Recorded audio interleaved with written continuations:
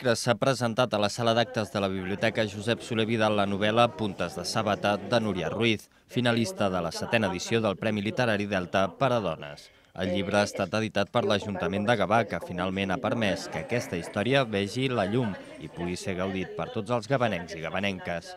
M'ha agradat molt, estic molt nerviosa i feia temps fa anys que l'he escrit i ara per fi veurà la llum i per mi és un gran honor que l'Ajuntament me l'hagi volgut publicar.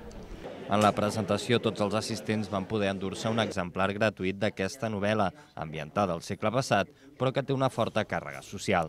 Jo he intentat fer una mica de crítica cap a la hipocresia social i està ambientat aquí en els anys 20, en el que era el parc de l'American Lake, i fa com una mica de denúncia d'alguna història que prefereixo no explicar-te-la i si vols en particular te la dic.